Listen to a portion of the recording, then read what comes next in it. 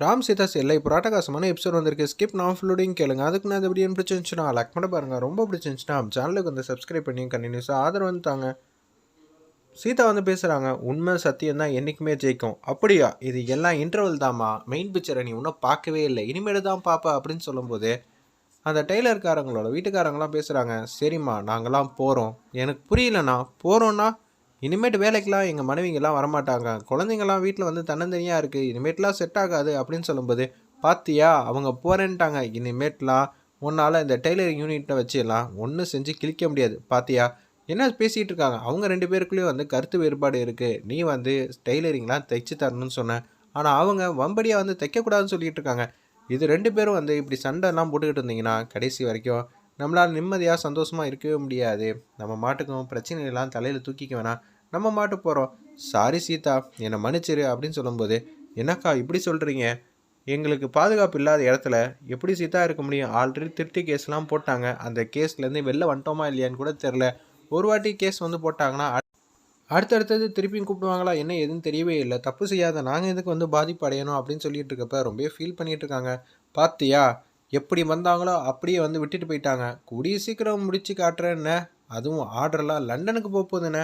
கடைசியில் நீ என்ன செய்யணும்னு நினச்சி பார்த்தியா அப்படின்னு சொல்லும்போது உச்சக்கட்ட கோவத்தில் வந்து சீதா என்ன செய்யணும்னு தெரியாமல் தடுமாற்றத்தோடு இருக்காங்க. ஒரு பக்கம் ஸ்டேஷனுக்கு வந்து துரை வந்து வராங்க. செமையாக வந்து சிரித்து வெறுப்பேற்றுறாங்க. நம்ம சுபாஷையும் அர்ச்சனாவையும் செம காமெடியாக இருந்துச்சுன்னே சொல்லலாம். சுபாஷ், கூடிய சீக்கிரம் நீ இந்த வேஷத்துக்கு வருவேன்னு தெரியும்ப்பா, ஆனால் இப்படி ஒரு சூழ்நிலையில் உன்னை பார்ப்பேன் நினச்சி கூட பார்க்க முடியல. அதுவும் உன்னோட பையன் ஸ்டேஷனில் சித்தப்பா சித்தப்பான அன்பா பாசமாக கூப்பிட்ற ராமோட ஸ்டேஷன்லேயே நீ இவ்வளோ பெரிய விஐபியாக வருவேன் நினச்சி கூட பார்க்கலங்கிற மாதிரி செமையாக கலாய்க்கிறாங்க. டேய் என்னடா என்னை வெறுப்பேற்றி பார்க்கணும்னு நினைக்கிறியா? நான் உன்னை சும்மா விட மாட்டேன். இன்ஸ்பெக்டர் சார் இவர் சும்மா விட மாட்டாரா அப்படின்னு சொல்லி கிண்டல் பண்ணிகிட்டு இருக்காங்க. டேய் சுபாஷ், ஏற்கனவே வந்து அறகுறையாக நிற்கிற, இதில் தேவலாம் பிரச்சனை பண்ணி இன்னமும் வந்து குறைச்சிக்காத அப்படின்னு சொல்லிடுறாங்க. அந்த இடத்துல எங்கள் சும்மானு வாயை வச்சுக்கிட்டு இருங்க, இவெல்லாம் என்னை கிண்டல் பண்ணுற அளவுக்கு இருக்கானா அப்படின்னு சொல்லும்போது சேதுராமன் துரை அங்கே தான் நிற்கிறாங்க. அதே மாதிரி ராமு வந்துட்டாங்க அந்த இடத்துல. அப்பா நீயே சொல்லுப்பா அப்படின்னு நம்ம ராம் வந்து கேட்குறாங்க. இவனை எதுக்கிட்ட தூக்கி உள்ளே வச்சுருக்க, எதுவுமே சொல்லாமல் என்ன சொல்லுங்கிற? முக்கியமான ஸ்பையே இவங்க தான்ப்பா, இவங்களால தான் அந்த டெய்லர்காரங்களாம் அவங்க குடும்பத்தை இழந்து உள்ளே வைக்கிற மாதிரி சுச்சுவேஷன் வந்து வந்துச்சு.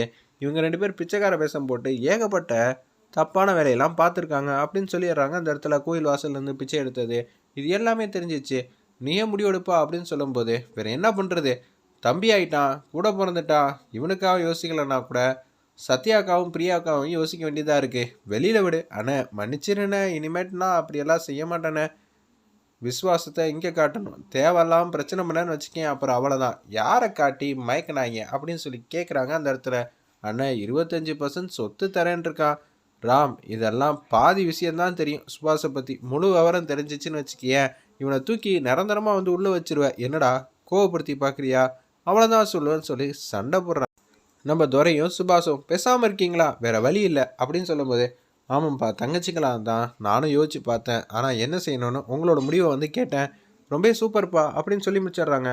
ஒரு பக்கம் உச்சக்கட்ட கோவத்தில் வந்து இருக்காங்க. அந்த இடத்துல நம்ம சேதுராமன், சரி இவனை வீட்டுக்கு வந்து கூட்டிகிட்டு வா, எதுவாக இருந்தாலும் பார்த்துக்கலாம். ஏ தையக்காரி, உன்னால் இந்த ஆர்டர்லாம் டெலிவரி பண்ண முடியாது, உனக்கு இருந்த நம்பிக்கை கொடுத்தவங்களே உன்னை கை விட்டு போயிட்டாங்க, இனிமேட்டு உன்னால் என்ன செய்ய முடியும் அப்படின்னு சொல்லும்போது, முத்தாரம்மா, ஏன் முத்தாரம்மா எங்களை இப்படி வந்து சோதிக்கிற, நல்ல பாதையை காட்டுற, கடைசியில் தடையெல்லாம் வந்தால் நாங்கள் தாங்குவோமா, எத்தனை வருஷத்தை வந்து நாங்கள் இழக்கிறது, நீயே சொல்லு முத்தாரம்மா அப்படின்னு சொல்லி அந்த இடத்துல ஃபீல் பண்ணுறாங்க.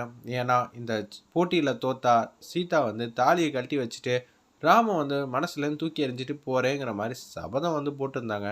ஒரு பக்கம் சீதா ஜெயிச்சிட்டா அவங்க லண்டனுக்கு போகிறேங்கிற மாதிரி அக்ரிமெண்ட் வந்து ஒப்புதல் வந்து பண்ணியிருக்கனால ரெண்டு பேரில் யார் ஜெயிக்க போகிறான்னு தெரிலன்னு சொல்லி ரொம்ப சோகமாக இருக்காங்க. அந்த இடத்துல ராமோட 3 தங்கச்சிங்களும் சீதா பக்கம் வந்துட்டாங்க. அண்ணி எதுக்கும் கவலைப்படாதீங்க, இப்போ என்ன பண்ண போகிறோம்? ஆமாம்மா இப்போ தானே ஒரு குழுக்கிட்ட வந்து பேசியிருக்கா, அடுத்த குழு எதுவும் இருக்கும், எதுவாக இருந்தாலும் பேசி தீர்த்து வச்சிடலாம், எந்த பிரச்சனையும் இல்லை. இனிமேட்டு அவங்கெல்லாம் தையல் கற்றுக்கிட்டு போராடி ஜெயிச்சு யூனிட்டை வந்து ரெடி பண்ணுறியா, ஓகே, ஆனால் டெய்லரை ரெடி பண்ண முடியாமல் போயிடுச்சேம்மா அப்படின்னு சொல்லி செம்மையாக வந்து கலாய்க்கிறாங்க. அந்த இடத்துல நம்ம நான்சி ஒரு பக்கம் வந்து முத்தாரமாங்கிற மாதிரி ஒரு சாங் வந்து எப்போதும் சீதா பாடுவாங்கள்ல, அந்த பாட்டை வந்து பாடிக்கிட்டு இருக்காங்க. ஒரு கண்ணு தெரியாத பாட்டி வந்து ஒரு இடத்துல வந்து நின்றுட்டுருக்காங்க. அப்பன்னு பார்த்து டெய்லர்காரங்க ஒரு 30-40 பேர் அந்த வழியாக தான் நடந்து வந்துகிட்டு இருக்காங்க. அவங்க வீட்டுக்கு போகலான்னு சொல்லிட்டு, என்ன பாட்டி என்ன ஆச்சு? என் பேரை என்னை கூட்டிகிட்டு வந்தாம்மா, வர வழியில் என் பேரை வந்து என்னை விட்டுட்டு போயிட்டாமா, எனக்கு கண்ணு தெரியாதுமா, எனக்கு என்ன செய்யறதுனே தெரில, தயவு செஞ்சு என்னை வீட்டில் வந்து ஒப்படைக்க முடியுமா? பாட்டி தாராளமாக வந்து உன்னை வீட்டில் வந்து ஒப்படைக்கிறோம். ஏன்னா எனக்கு கண்ணு தெரியாத சுச்சுவேஷனில் இருக்கிறப்ப என்னை போய் தனியாக விட்டுட்டு போகலாமா, நான் பாவம் இல்லையா, உங்களை நம்பி தானம்மா நான் இருக்கேன் அப்படின்னு சொல்லும்போது சீதாக்கும் இவங்களுக்கும் உள்ள ரிலேஷன்ஷிப்பை எல்லாத்தையும் ஞாபகப்படுத்தி பார்க்குறாங்க.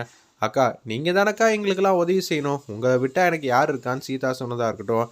பத்மா அதாவது குழுவோட தலைவி வந்து யோசிக்கிறாங்க. அதுக்கு குழுவோட தலைவி என்ன சொன்னாங்கன்னா சீதா கிட்ட, நாங்களாம் இருக்கிறப்ப உன்னை கைவிட்டுருவோமா, நாங்கள் ஒருத்தவங்க மேலே அன்பு வசிச்சுட்டா அதை என்றைக்குமே வந்து போக வைக்க மாட்டோம், நாங்கள் கண்டிப்பாக எங்கள் உசுரை கொடுத்தாவது எத்தனை தடை வந்தாலும் நாங்கள் கண்டிப்பாக அவங்க கூட பக்கபலமாக இருப்போங்கிற மாதிரி சொன்னது எல்லாத்தையும் வந்து நினச்சி பார்க்குறாங்க. சீதாக்காவை கண்டிப்பாக நம்ம நிற்கணும். அப்போன்னு பார்த்தா அவங்க ஆட்டோ எடுத்துகிட்டு அவங்க பேரை வந்ததுனால, சரிம்மா என் பேரை வந்துட்டான், இனிமேட்டு பிரச்சனை இல்லை, தம்பி இப்படியா விட்டுட்டு போவேன், பாட்டியை ரொம்ப நேரம் வந்து நிற்க வைக்க முடியாது, டக்குன்னு நான் வந்து ஆட்டோவை கூட்டிகிட்டு வந்ததுனால தான் இப்போ என் பாட்டி வந்து ஆட்டோவில் ஏறுறாங்க, மற்றபடி ஒன்றும் இல்லை, சரிப்பா யாராவது ஒருத்தரை பக்கத்துலேருந்து பார்த்துக்க சொல்லிட்டு அதுக்கப்புறம் போகணுங்கிற மாதிரி தான் அவங்கெல்லாம் அட்வைஸ் பண்ணுறாங்க. சீதா வந்து ரொம்ப சாமி கும்பிட்டுட்டு இருக்காங்க சோகமாக. அப்போன்னு பார்த்து மாதம் வந்து என்ட்ரி கொடுக்குறாங்க. டெய்லர்காரங்களா, கண்டிப்பாக நான் வந்து தைக்கிறேன். ஏய் இடியேட்டுங்களா, திருப்பி தைச்சி ஏதாவது பிரச்சனையாகி நீங்களே போயிட்டீங்கன்னா என்ன பண்ணுவீங்க, அதெல்லாம் எதுவும் தைக்காதீங்க அப்படின்னு சொல்லும்போது இதெல்லாம் அஞ்சலி சத்யா பிரியா வந்து பார்க்குறாங்க. பாத்தியா எவ்வளோ கேடித்தனமாக வில்லத்தனமாக வந்து இருக்கா, இவ்வளோலாம் சும்மா விடக்கூடாதுங்கிறப்ப, உசிரே பிறந்தாலும் பரவாயில்ல, நம்ம நான் 1000 வருஷமாக வாழ போகிறோம், 100 வருஷமே இங்கெல்லாம் வாழ்கிறதெல்லாம் கஷ்டம், அப்படி இருக்கும்போது நல்ல காரியத்துக்காக போனதாக இருக்கட்டும், அவள் வந்து கோடிக்கணக்காக சம்பாதிக்கிறதுக்காக அவள் வந்து கொடுக்கலாம், நீங்கள் எதுக்கடி கொடுக்குறீங்க, நாங்களாம் அன்பு பாசம் வச்சுட்டா யாருக்காக கொடுக்குறோம் எதுக்காக கொடுக்குறோம்லாம் தெரியாதுமா, நல்லது தானே நாங்கள் பார்த்துக்குறோம் அப்படின்னு சொல்லிட்டு இப்பயே வந்து ஆரம்பிக்கிறோம். அதுவும் மட்டும் இல்லாமல் கூடிய சீக்கிரம் வந்து சீக்கிரமாகவே வந்து கண்டெய்னராக வந்து லண்டனுக்கு வந்து துணி அனுப்பி விட்றோம் அப்படின்னு சொல்லிடுறாங்க. அந்த இடத்துல அந்த குழுவோட தலைவி பத்மா இதை கேட்டோன்னு வந்து பேரதிர்ச்சியாகி நிற்கிறாங்க நான்சி. ஐயோ இவங்கள உத்யோகப்படுத்தி விட்டுட்டோமோ, பல மடங்கு மாதம் வந்து இது மாதிரி திங்க் பண்ணுறாங்களே அப்படின்னு சொல்லி யோசிக்கிறாங்க. அந்த இடத்துல நான்சி சீதா வந்து பேசுகிறாங்க, இன்றைக்கி எல்லாம் ஆரம்பிக்க வேணாம், நேற்று நைட் ஃபுல் அண்ட் ஃபுல் ஸ்டேஷனில் தானே இருந்தீங்க, இன்றைக்கி ரெஸ்ட் எடுங்க, நாளைக்கு காலையில் வந்துருங்க, எதுவாக இருந்தாலும் பார்த்துக்கலாம். இல்லைம்மா நம்ம இன்றைக்கே வந்து விட்ட இடத்தெல்லாம் இன்னும் தூரமாக வந்து ஆரம்பிக்கணுமா, 100 பீஸ் எல்லாருமே வந்து தைக்க போகிறோம் இன்றைக்கி அப்படின்னு சொல்லும்போது மூக்கு மேலே வரல வைக்கிறாங்க. ஆளுக்கு 100 பீஸ் தைச்சா எங்கிட்டு போகிறது, ஈஸியாக வந்து அசைன்மெண்ட் முடிஞ்சிருமேங்கிற மாதிரி யோசிக்கிறாங்க. அந்த இடத்துல நம்ம நான்சி சரி நான் சொன்னால் எதுவாக இருந்தாலும் கரெக்டாக இருக்கும், பசங்களை போய் பாருங்கன்னு பசங்களை பார்க்குறதுக்காக குடுக்குன்னு போயிட்டுருக்காங்க. இப்போ பார்த்தீங்களா பவர் ஆஃப் சக்ஸஸ்னால் என்னென்னு, எல்லோரும் ஒற்றுமையாக இருந்தால் சக்ஸஸ் கிடைக்கும், உங்களை மாதிரி கேடித்தனமான வேலை பண்ணால் நிச்சயம் கிடைக்காதுன்னு சொல்லும்போது அஞ்சலி சத்யா பிரியா வந்து யோசிக்கிறாங்க. கூடிய சீக்கிரம் லண்டனுக்கு வந்து பார்சல் பண்ண வேண்டியதான் போல இருக்குது.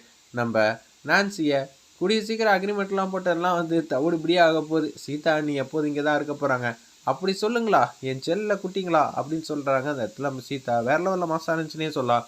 சுபாஷ், அர்ச்சனா, சேதுராமன், துரை, நம்ம ராம் எல்லாரும் வீட்டுக்கு வந்துடுறாங்க. அவங்க வந்து பேச்ச ஆரம்பிக்கிறாங்க. சேதுராமன்லேருந்து எல்லாரும், டேய் சுபாஷ் இனிமேட்டு டெய்லரிங் யூனிட்டுக்கு இவ்வளோ வந்துடுவா, சீதா நீ பத்திரமா பார்த்துக்குமா அப்படின்னு சொல்லும்போது டீ எல்லாம் வந்து போட்டு கொடுப்பா நம்ம அர்ச்சனா அப்படின்னு சொன்னோன்னே எதுவுமே சொல்லாமல் பேரதிர்ச்சியாக இருக்காங்க. நான்சி இதெல்லாம் பார்த்துக்கிட்டு இருக்காங்க. அதாவது நம்ம மகாலட்சுமி என்னடா அது தலைகளாக மாறிடுச்சேங்கிற மாதிரி யோசிக்கிறாங்க. அந்த இடத்துல நம்ம நான்சி